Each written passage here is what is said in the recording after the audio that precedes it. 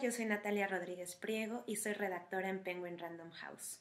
Hoy les quiero compartir algunos tips, algunas técnicas y formas para empezar a redactar un relato, una historia, para tener un gran inicio de novela.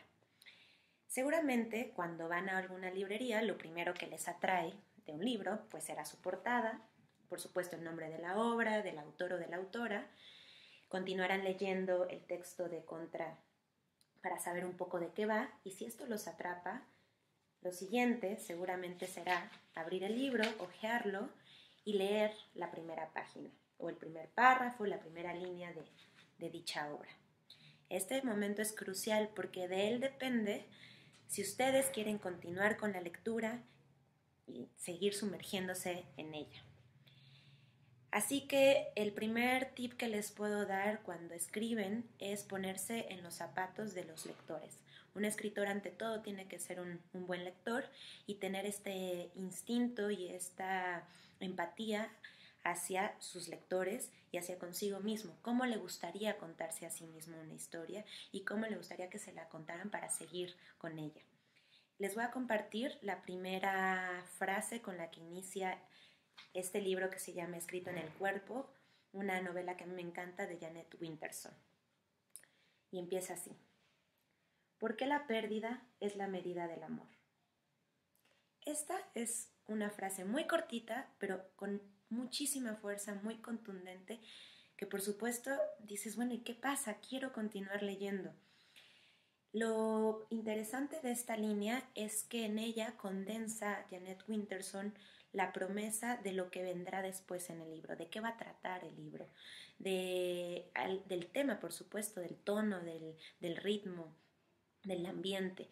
Lo que nos quiere decir en esta frase es que la novela va a tratar sobre una ruptura amorosa y sobre el proceso que va a sufrir o padecer la voz narrativa. No sabemos quién es ahora todavía, es un hombre, una mujer, no conocemos al protagonista, pero sí sabemos que esa voz narrativa se está cuestionando en este proceso de ruptura, que el perder a ese amor tan fuerte es equivalente al amor que se le tuvo.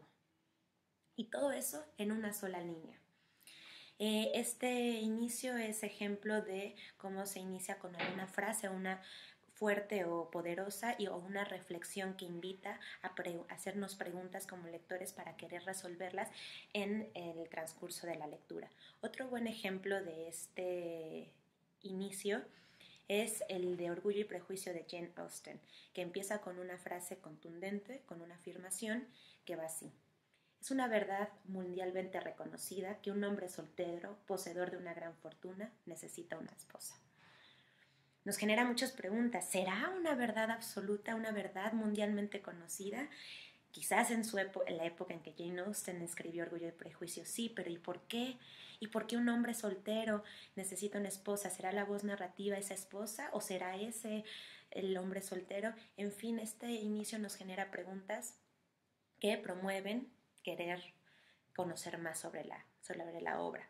Otra técnica muy empleada es la descripción, empezar con la descripción de un lugar, de un personaje, de una acción.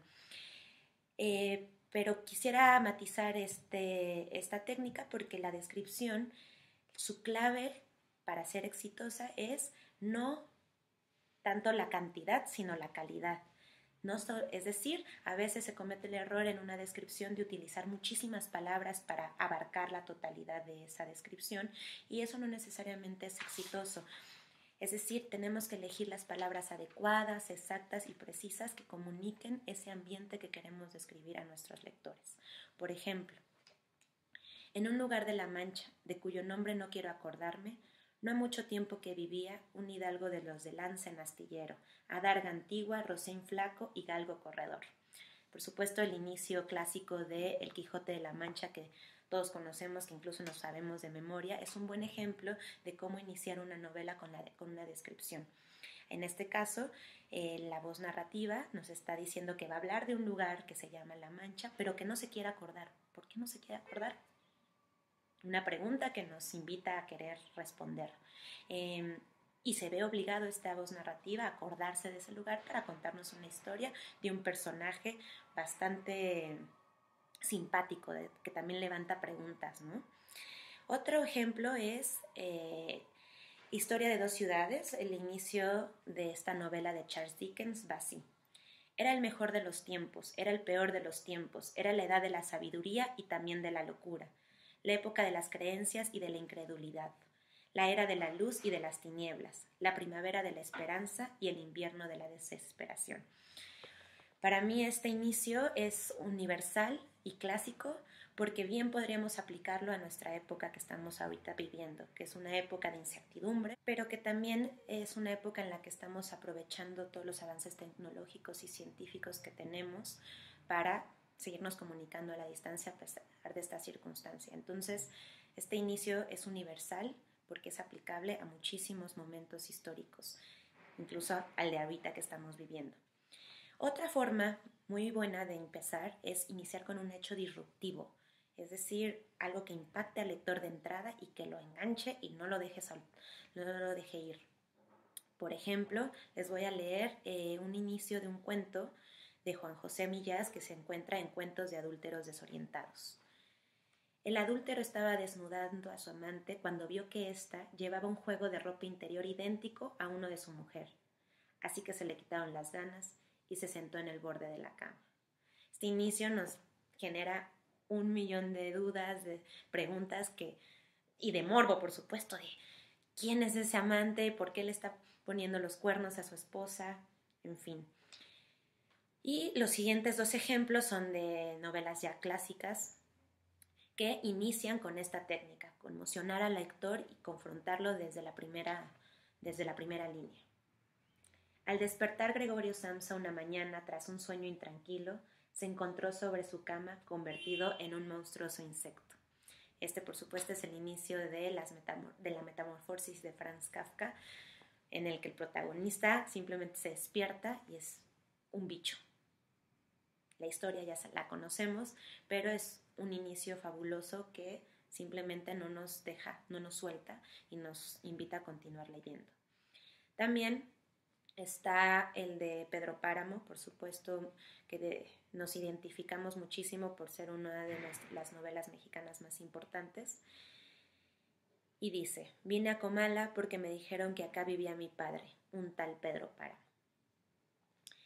Si se dan cuenta, todos estos ejemplos de inicios de novela que les he compartido tienen en común una cosa, una característica. No importa cómo la técnica que utilicen, si una frase, una reflexión, si una descripción o un suceso impactante, transgresor, sino que todos plantean, no cuentan todo. Es una pruebita de lo que va a venir en la novela y que genera muchísimas preguntas, muchísima expectativa y que por tanto nos invita a querer conocer más, saber más y tener la resolución del conflicto que nos están planteando desde las primeras líneas los autores. Les quiero por último recomendar libros que tenemos en Penguin, donde van a poder encontrar tips y consejos para poder escribir una novela, técnicas de escritura. Hay un libro que a mí me gusta mucho que se llama Mientras escribo, de Stephen King. Es un libro maravilloso en el que Stephen King hace a modo de autobiografía de oficio, nos comparte sus técnicas, sus tips, sus dolores de cabeza a la hora de escribir. También otro libro muy bueno que tenemos en la editorial es Confesiones de un joven novelista, de Humberto Eco, en el que, al igual que Stephen King, Humberto Eco hace una reflexión sobre las novelas que él ha escrito. Él es teórico de formación, de profesión, y después incursionó en la ficción y tiene novelas muy buenas, y en este libro hace una reflexión de sus propias ficciones y de sus propias técnicas y nos las comparte a modo de consejos y de tips. También está Cartas a un joven novelista, de Mario Vargas Llosa, en el que a modo de a modo de cartas, nos va contando pues cómo es este proceso de escribir para él y para cualquiera otro de los escritores o jóvenes que quisieran incursionar en el mundo de la escritura. Por último, les recomiendo también leer El aprendizaje del escritor de Jorge Luis Borges, en el que se recuperan unas conferencias y pláticas, charlas y apuntes que Borges tenía sobre reflexiones de su propia literatura y sobre la forma en la que él escribía. Espero que estos consejos y estas técnicas les ayuden y que se aventuren a escribir y que le pierdan el miedo a la página en blanco.